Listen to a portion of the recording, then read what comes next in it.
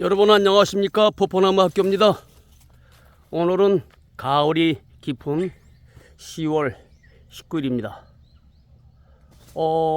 이번 비가 오고 나면 추위가 금세 찾아오겠는데요.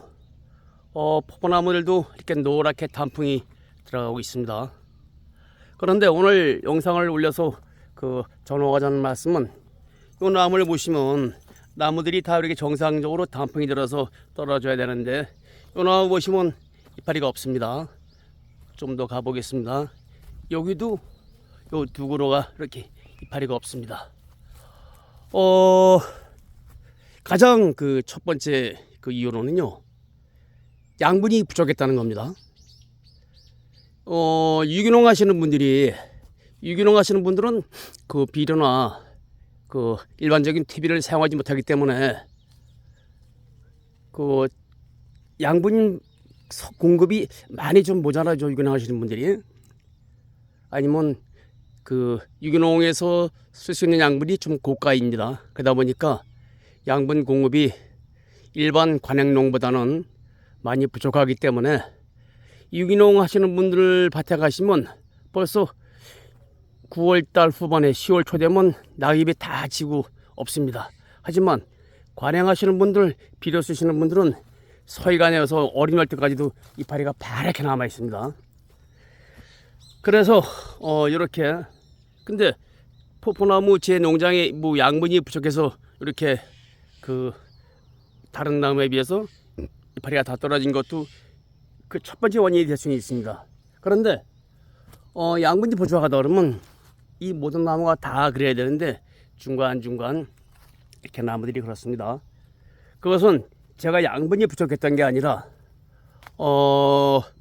첫째는 양분이 부족했던 게 이제 원인이고, 두 번째는 양분은 충분히 주었지만은 예를 들어서 영양생식, 생장생식, 그래서 영양성생식을 하는 6월 말 적어도 7월 중순까지는 질소를 과감히 끊고, 그 다음부터는 이제 과를 키우기 위한 인산과 가리 쪽으로 이제 비중을 내서 시비를 하셔야 되는데, 저 같은 경우에 올해 좀 비가 좀 많이 왔기 때문에 저 같은 경우에 작년에 비해서 질소를 끊고 인산 가리 쪽으로 치용을 하고 칼슘을 공급한 시기가 좀 빨랐습니다.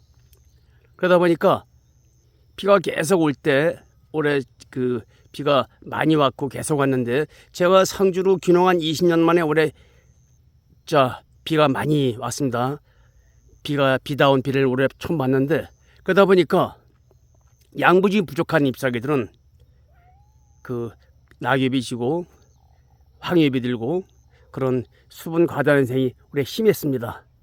그런 나무들이 다 이렇게 이파리가 앙상해졌습니다.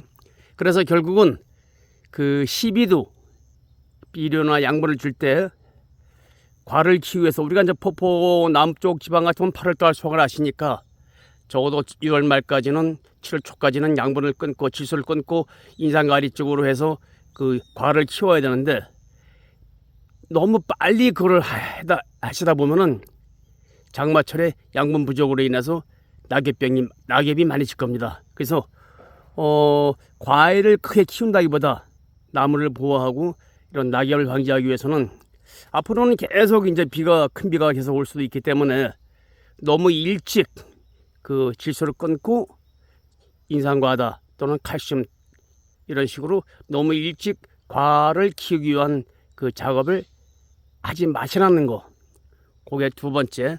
그래서 양분은 충분히 주었지만은 올해 같은 경우에 제가 과를 키우기 위해서 칼슘을 일찍 주었고 인산가리 질소를 끊고 인산가리를 주는 시기를 앞당겼다는 거, 그것이 이런 현상을 가져오게 했습니다. 그래서 여러분들도 너무 빨리 과를 키우기 위한 질소를 끊고 인산가리를 주기 시작하는 시기를 너무 앞당기지 말고, 포포 같은 경우에 7월 중순 정도에만 끊고 7월 후반부터 8월 이렇게 한 달 정도만 인산가리를 공급을 해도 과를 키우는 데는 크게 문제가 없겠습니다. 오늘은 그 말씀을 드려보겠습니다. 감사합니다.